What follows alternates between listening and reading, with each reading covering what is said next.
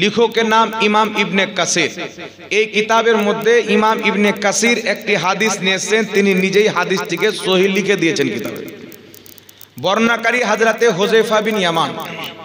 হযরতে হুযায়ফা বিন ইয়ামান বলছেন যে আল্লাহর নবী বললেন হুযায়ফা বিন ইয়ামানকে যে আমার সাহাবী, আমাকে কিছু লোকের ভয় আছে, তারা বের হবে, বেরিয়ে আমার উম্মতের প্রতি শিরকের ফতোয়া দিয়ে তাদেরকে হত্যা করবে।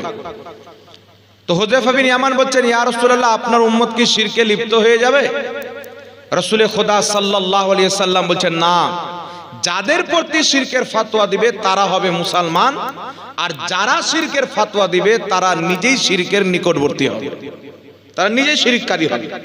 তো বর্তমান জামানাতে ওই নবীর যুগ চলছে, হিন্দু মূর্তি পূজা করে ওকে বাদ দিয়ে, খ্রিস্টানরা ঈসা মাসির মূর্তি বানিয়ে পূজা করে তাদেরকে বাদ দিয়ে, যারা আসল মুশরিক তাদেরকে বাদ দিয়ে মুসলমানের উপরে শিরকের ফতোয়া লাগায়। বলছে তুই ইয়া নবী সালামুন আলাইকা পড়ে নিলি, তুই মুশরিক হয়ে গেলি, তুই কিয়াম করে নিলি, শিরক হয়ে গেল, মহরমে খিচড়ি বানিয়ে শিরক হয়ে গেল। শিরক কাকে বলে? আল্লাহ ব্যতীত আল্লাহর কোন সৃষ্টিকে আল্লাহর সমতুল্য করে দেওয়া, এটা হচ্ছে শিরক। তো আপনি মহরমে খিচড়ি বানালেন, তো খিচড়িকে আল্লাহ বানিয়ে দিলেন, এ আবার কি করে শিরক হলো? তো সমাজের মধ্যে আরেকটা কথা মনে রাখবেন, এটা খুব ভয়ানক পরিস্থিতি। রাসূল পাক বলছেন, যদি কোনো ব্যক্তি কাউকে কাফির বলে, আর সেই ব্যক্তি যদি কাফির না হয়, যে কাফির বলেছে সে নিজে কাফির, তার বউ তালাক। তো যারা শিরক করে না, আমাকে কেউ যদি বলে জাহাঙ্গীর মৌলভী মুশরিক, আর আমি যদি জীবনে শিরক না করে থাকি, মুশরিক না থাকি, যে আমাকে মুশরিক বলল ও নিজে মুশরিক, ওর স্ত্রীও তালাক, এবং ও ইসলাম থেকে বেরিয়ে কাফিরের অন্তর্ভুক্ত হয়ে গেল। বুঝতে পারলেন? এই জন্য পাবলিকের জন্য ফতোয়া দেওয়া হচ্ছে হারাম। হযরতে আব্দুল্লাহ ইবনে উমর, হযরতে ইমাম মালিক, বড় বড় সাহাবীকে কেউ যদি মশলা জিজ্ঞাসা করতেন, তিনারা বলতেন কোরআন পাকের ফতোয়া রাস্তাঘাটে দেওয়া নয়, আমার ইফতা দারুল ইফতাতে চলে আসবে, যেখানে আমি ফতোয়া দিই ওখানে যাবে, বিবেক বিবেচনা করে ভেবে চিন্তা ভাবনা করে তোমাকে ফতোয়া দেব। আর এখন একটা জাহিল বলে দিচ্ছে এটা মুশরিক, এটা শিরিক। মানে এখন মায়ের পেট থেকে আগে মানুষ জন্ম নিত। শোয়েবুল ঈমান নামক হাদিসের কিতাবে ইমাম বাইহাকি লিখছেন, রাসূল পাক বলেছেন, যখন তোমাদের বেটা বা বিটি হবে তো সর্বপ্রথম লা ইলাহা ইল্লাল্লাহ বলতে শিখাও। এই আপনারা শুনতে পেলেন?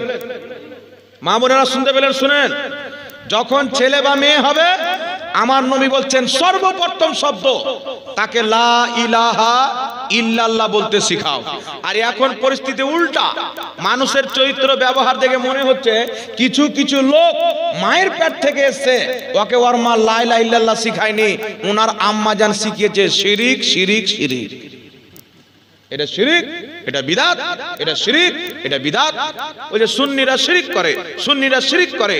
তো ভাই, সারা পশ্চিম বাংলার মাটিতে, আমার বাড়ি মুর্শিদাবাদে নয়, ভাগবানগোলাতে নয়, আমার বাড়ি হচ্ছে ঝাড়খণ্ডে। এই মুর্শিদাবাদের মাটিতে নিরপেক্ষ জায়গাতে যারা আমাদেরকে বলে এদের আকীদার মধ্যে শিরিক আছে বা এরা শিরিক করে, ওদের 50টা মৌলবি বসান, 100টা মৌলবি বসান, আমরা মাত্র 2টা মৌলবি থাকবো। যদি আমাদের কোনো আকীদাকে, কোনো আমলকে শিরিক বা বিদআত প্রমাণ করতে পারে, আমাদের জীবন তার নামে রেজিস্ট্রি করে লিখে দিয়ে দেব, তার গোলামি করতে প্রস্তুত আছে। আর এটা আমাদের চ্যালেঞ্জ থাকলো, কিয়ামতের সকাল পর্যন্ত সুন্নি জামাতের কোনো আকীদাকে বা কোনো আমলকে পৃথিবীর কোনো মায়ের লাল না শিরিক প্রমাণ করতে পারবে, না বিদআত প্রমাণ করতে পারবে।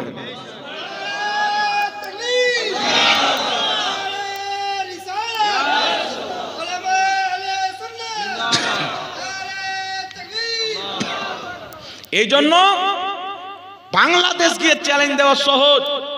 ভারতের মৌলবীর সামনে বসে যাক, কসম খোদার বলি, যদি আমাদের কেউ যেগুলোকে বিদআত বলে, এইগুলো তাদের কিতাব থেকে প্রমাণ করে তাদেরকে বিদআতি সাব্যস্ত না করতে পারি, তো বাংলার মাটিতে চেহারা দেখাবো না। এই জন্য খবরদার বিরাদর ইসলাম, আমার ইমাম 150 বছর পূর্বে বলেছিলেন, সোনা জঙ্গল রাত আঁধেরি ছাই বদলি কালি হ্যায়, সোনে ওয়ালো জাগতে রহিও চোরো কি রখওয়ালি হ্যায়। বর্তমানে চোর চতুর সাইডে টুপি দাড়ি জুব্বা লাগিয়ে মৌলবি সাজিয়ে স্কলার সেজে ঘুরে বেড়াচ্ছে, একমাত্র আপনার ঈমানকে লুটার জন্য, ঈমান চুরি করার জন্য। আর সবচাইতে বেশি শিরকের ভূত চেপেছে কার উপরে? আহলে হাদিস আর দেওবন্দির উপরে। আর দেওবন্দিরা নিজের কিতাব আল জামিয়াত কা শাইখুল ইসলাম নাম্বারের মধ্যে হুসেন আহমদ মাদনীর ব্যাপারে লিখছে যে হুসেন আহমদ মাদনী খোদা ছিল। ওদের মৌলবীকে খোদা লিখছে, আর চাইতে বড় শিরক কি হতে পারে? আর আহলে হাদিস কি লিখছে শুনেন, আহলে হাদিসের সব চাইতে হিন্দুস্তান, বাংলাদেশ, পাকিস্তানের মধ্যে সব চাইতে বড় ইমাম সিদ্দিক হাসান ভোপালী নিজের কিতাব খায়রাতুল খায়রাত, আমরা ইয়া নবী সালামুন আলাইকা পড়লে বলে বিদাত। হুসেন আহমদ মাদনী লিখছে লা ইলাহা ইল্লাল্লাহ শয়তান আলাইহিস সালাতু ওয়াস সালাম। চিন্তা করছেন, শয়তানের পড়তে দুরুদও পড়ছে, সালামও পড়ছে, ও পাক্কা মুসলমান। আর আমরা নবীর ব্যাপারে ইয়া নবী সালামুন আলাইকা পড়লে আমরা নাকি বিদাতি। তো একবার সামনে চলেছে বেটা মা কা দুধ পিয়া है तो सारी दुनिया जान जाएगी कि कौन बिदाती है और कौन सुन्नती है। আর এখানে অনেক ভাই আছেন, একটা বই আছে তারাবির 8 রাকাতের পক্ষে একটা বই লিখেছেন আপনার জলঙ্গির বিমল দাসের বেটা। ওই বইয়ের প্রথম পৃষ্ঠাতে উনি খুতবার পর যে দুরুদ সালাম লিখেছে, আমার দিকে লক্ষ্য করেন, ওই যে আপনার বিমল দাসের বেটা খুতবার পরে যে দুরুদ সালামটা লিখেছে 8 রাকাত তারাবির ব্যাপারে যে কিতাবটা লিখেছে বাংলায়, ওই দুরুদ আর ওই সালাম পৃথিবীর কোন হাদিসের কিতাব নাই। ও বাড়িতে জলঙ্গি থানার পাশে বসে বসে বানিয়ে লিখেছে। তো ও যদি দুরুদ বানায় তো সুন্নাত, আর কোন মুহাদ্দিসের বানানো থাকে তো এটা বিদআত। শরীয়ত আর বাপের গলার ঘাটাই, শরীয়ত কওয়ার বাবার জমি, শরীয়ত যেটা তোমার জন্য, শরীয়ত সেটা আমার জন্য। আর একটা কথা ডাঙ্কার চোটে বলছি মুসলমান, এখানে তো আপনারা হয়তো কয়েকশো লোক শুনছেন, এই সোশ্যাল মিডিয়ার মাধ্যমে সারা পৃথিবীর লোক, লক্ষ লক্ষ লোক আমার বক্তব্য শুনবে। আমি চ্যালেঞ্জ দিয়ে আমার নাম্বার সহ দিয়ে দিচ্ছি, কোন সাধারণ লোককে নয়, তাদের যারা বড় ইমাম পরিচিত মুখ আছেন, যদি ইয়া নবী সালামুন আলাইকাকে আর যদি আমরা যে সুর করে দুরূদ পাঠ করি আল্লাহুম্মা সাল্লি আলা সাইয়্যিদিনা মাওলানা মুহাম্মদ, এইগুলো দুরূদকে যদি অবৈধ বিদআত প্রমাণ করতে পেরে নেয় আমার সামনে বসে, তাহলে আমার কাছ থেকে মুহমাঙ্গা ইনাম পুরস্কার তাকে দেওয়া হবে, মুহমাঙ্গা পুরস্কার। আর আমি যদি জায়েজ প্রমাণ করে দিই, পুরস্কারের প্রয়োজন নয়, সাচ্চা দিলে তওবা করে মানতে হবে দুনিয়াতে একটি জামাত সঠিক, আহলে সুন্নাত ওয়াল জামাত, সুন্নি জামাত। দেখেন আপনারা চেষ্টা করেন তো কোনো মায়ালাল আছে কিনা বাংলার মাটিতে, ক্ষমতা হবে না মুসলমান, এ শুধু আপনার ঈমানকে ধ্বংস করতে আসে। একটা কথা মনে রাখবেন, যে ভালো ডাক্তার রোগীদের চিকিৎসা করে, আর যে চিটার ডাক্তার ও ভালো লোককে রোগী বানিয়ে চিকিৎসা করে। বুঝতে পারছেন? তো এরা যদি ভালো মানুষ হতো তাহলে আমাদের কাছে আসতো, আপনার মতন সাধারণ লোকের কাছে যেত না। এর নিয়ত খারাপ। আল্লাহ বলছেন ফাসআলু আহলা যিকরি ইন কুনতুম লা তা'লামুন, যেটা তোমরা জানো না, যারা জানে তাদের কাছে গিয়ে জেনে নাও। তো আল্লাহ তো যারা জানে তাদের কাছে যেতে বলেছেন, এ আসবে আপনার কাজ, আমার কাছে নয়। জানে যে জাহাঙ্গীরের কাজ চলে গেল, তওবাও করতে হবে, মনে হয় বিয়েটাও পড়িয়ে পাঠাবেন নাকি।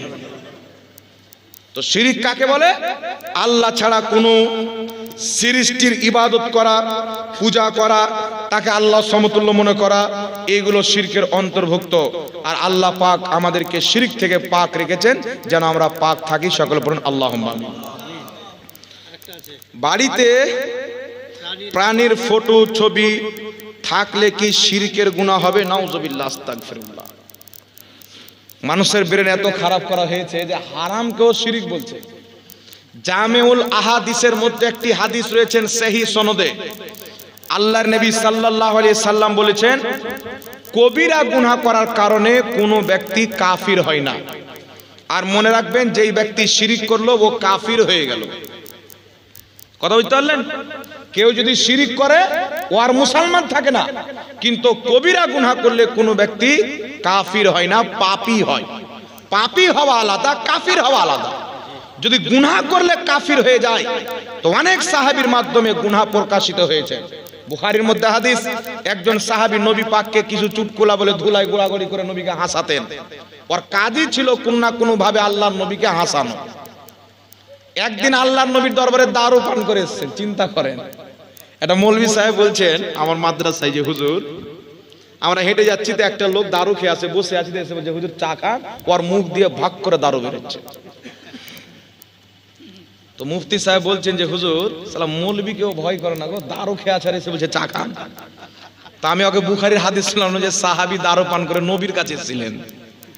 সাহাবীটা এসে নবীকে হাসাবেন, আল্লাহ নবী দেখছেন দারুর গন্ধ, নবী বলছেন একে কোড়া মারো। সাহাবায়ে কেরাম কোড়া মারতে নিয়ে গেছেন দারু পান করার শাস্তি দিতে। তো ওই সাহাবীকে শাস্তি দিচ্ছেন, এর আগে আরেকবার দারু পান করেছিল, হযরত ওমর ফারুক কোড়া মেরেছিলেন, আবার দারু পান করেছেন। তো সাহাবায়ে কেরাম শাস্তি দিতে দিতে বলছেন এর লজ্জা শরম কিছু নেই, এর উপর আল্লাহর লানাত যে বারবার দারু পান করে। নবী পাক যখন শুনলেন বলছেন খবরদার, তারপর তুই লানাত পাঠায়ো না।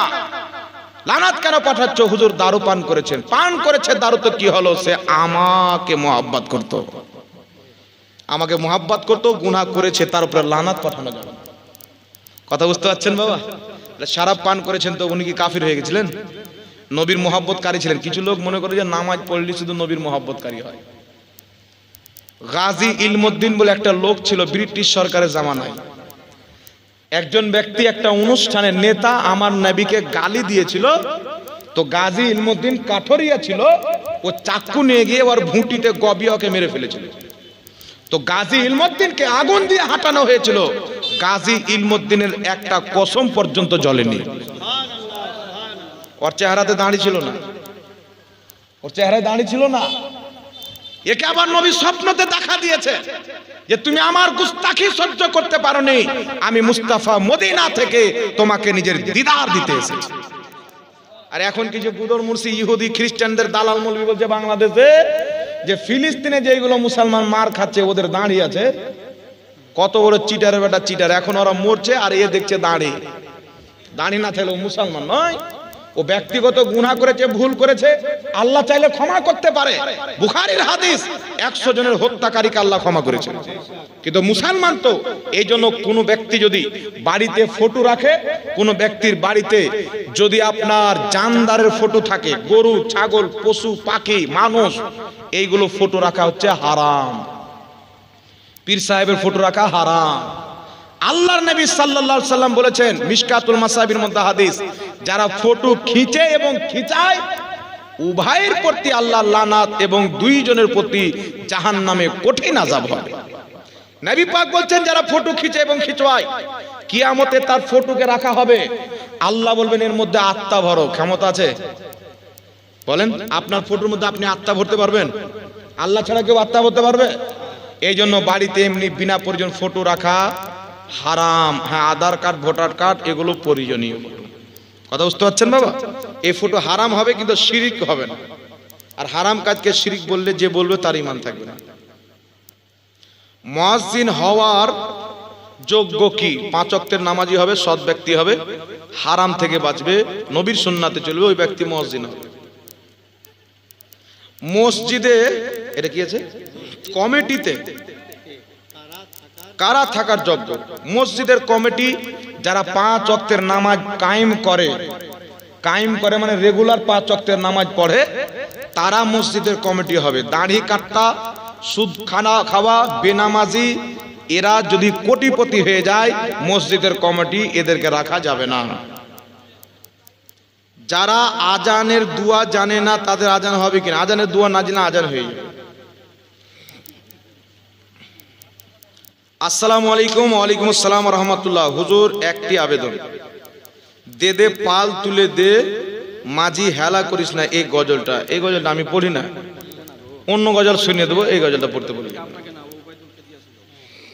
মাওলানা ওবেদুল সাহেবকে দিয়েছেন, আমাকে দিয়ে দিয়েছেন, তাই তো বলছি, আমার আওয়াজ তো সুবহানাল্লাহ। আসসালামু আলাইকুম। ওয়ালাইকুম আসসালাম রহমতুল্লাহ। এখানে লিখেছেন মিজানুর রহমানকে মানা যাবে কিনা, আজহারিকে মানা যাবে কিনা। দেখেন বিরাদর ইসলাম, উনি হচ্ছেন জামাতে ইসলামীর লোক, আর জামাতে ইসলামীর প্রতিষ্ঠাতা হচ্ছে আবুল আলা মওদুদি। আবুল আলা মওদুদী সর্বপ্রথম লিখেছেন যে আল্লাহর নবী অসংখ্য জায়গাতে গুনাহ করেছেন, ভুল করেছেন, তার জন্য আল্লাহর নবীকে আল্লাহ বলেছেন তুমি তওবা করো। কিন্তু আল্লাহর নবীর তওবা ছিল উম্মতের গুনার জন্য, নিজের গুনার জন্য নয়। কারণ ইসলামের আকীদা হলো আল আম্বিয়া ও মাসুমুন, প্রত্যেক নবী মাসুম, তাদের দ্বারা গুনাহ হওয়া অসম্ভব। গুনাহ তো গুনাহ, তাদের দ্বারা ভুল হয় না, তবে খাতা ইজতিহাদি আদম নবীর মাধ্যমে হয়েছিল যে ফল খেয়েছিলেন, এটা ভুল নয়, এটাকে বলে খাতায়ে ইজতিহাদি। কথা বুঝতে পারছেন? এই জন্য আর অনেক কথা আছে বক্তব্যের মাধ্যমে ইনি বলেছেন আল্লাহ আবেহালা কোরআন পাঠালছেন, নবী আবেহালা পড়ে শুনিয়েছেন, আমরা আবেহালা পড়ে যাচ্ছি। আবেহালা বলা হয় সালাকে, মানে আল্লাহ সালা কোরআন পাঠিয়েছেন, নবী সালা পড়ে শুনিয়ে গেছেন, আমরা সালা শুনিয়ে চলে গেলাম। তো মাজাক করেও কেউ যদি আল্লাহকে নবীকে সালা বলে, ওই ব্যক্তির ঈমান চলে যাবে, মুসলমান থাকবে না। তওবা করা ফরজ, ঈমান আনা ফরজ, স্ত্রী থাকলে বিয়েটা পড়ানোও ফরজ। তারপরে ইনি বলেছেন নবী লিখতে পড়তে জানতেন না, কোরআন পাকের একটি আয়াতের অপব্যাখ্যা করে। কোরআন পাকে আল্লাহ বলেছেন নবিয়াল উম্মি। উম্মি শব্দের অর্থ হচ্ছে একটা আনপাড়, পড়ালেখা কিছু জানে না। উম্মি শব্দের আরেকটা অর্থ হচ্ছে সমস্ত জিনিসের মূল হওয়া, মূল। যেমন আমাদের নবী সৃষ্টির মূল। মক্কা শহরকে উম্মুল কুরা বলা হয়েছে, মানে সমস্ত শহরের মধ্যে প্রথম ওটা।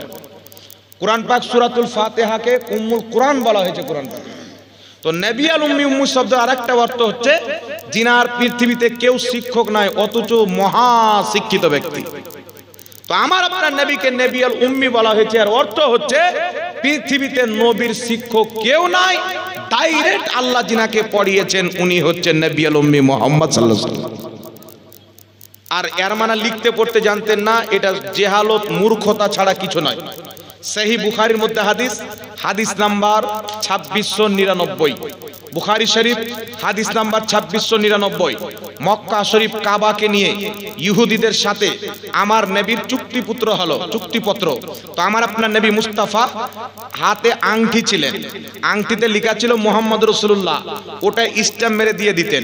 তো যখন ইহুদিকে দিয়েছেন, ইহুদিরা দেখছেন লেখা আছে মুহাম্মদ রাসূলুল্লাহ, তখন ইহুদিরা নবীকে বলছেন আপনাকে তো আমরা রসুল মানি না, আপনি চিঠিতে লিখেছেন মুহাম্মদ রাসূলুল্লাহ, আর মুহাম্মদ রাসূলুল্লাহর অর্থ হচ্ছে মুহাম্মদ আল্লাহ রসুল সাল্লাল্লাহু আলাইহি ওয়াসাল্লাম। তো আপনাকে যদি আমরা রসুল মানতাম তাহলে তো আমাদের চুক্তির প্রয়োজন পড়তো না, আপনাকে তো নবী মানি না।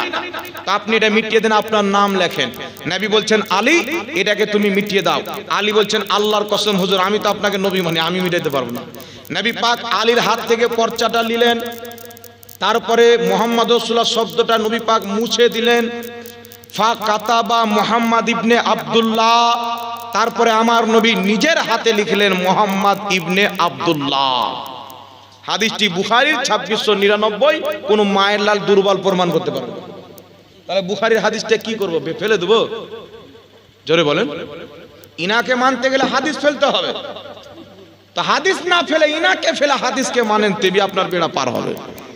তারপরে চলে আসেন ইমাম কাজী আয়াজ রাহমাতুল্লাহ আলাইহি আশ-শিফা কিতাবের মধ্যে হাদিস লিখেছেন। নবী পাকের সাহাবীদের মধ্যে অনেক সাহাবী কাতিবে ওয়াহি ছিলেন, তার মধ্যে একজন হচ্ছেন আমিরে মুআবিয়া রাদিয়াল্লাহু তাআলা আনহু। উনি বসে আছেন, নবী পাক শিক্ষা দিচ্ছেন মুআবিয়া আলিফটাকে সোজা করে লেখো, বায়ের দুই দিকটা একটু করে উঁচু করো, তাটা এইভাবে লেখো, আল্লাহ শব্দটাকে সুন্দর করে লেখো, রহমানের মিমটাকে অন্ধ করিও না। আলিফ থেকে নিয়ে ইয়া পর্যন্ত হযরতে আমিরে মুআবিয়াকে আমার নবী লিখতে শিখাচ্ছেন, আমার নবী লিখতে শিখাচ্ছেন। এই জন্য মক্কার কাবাবের যিনি বহু বছর পূর্বে ইমাম ছিলেন, ইমাম ইসমাইল হাক্কি, লক্ষ লক্ষ হাদিসের হাফিজ, তাফসিরে রুহুল বয়ানের মধ্যে লিখছেন আল্লাহর নবী নিজে আক্ষরিক জ্ঞান জানতেন এবং সাহাবাকে শিক্ষা দিতেন। সুবহানাল্লাহ বলেন।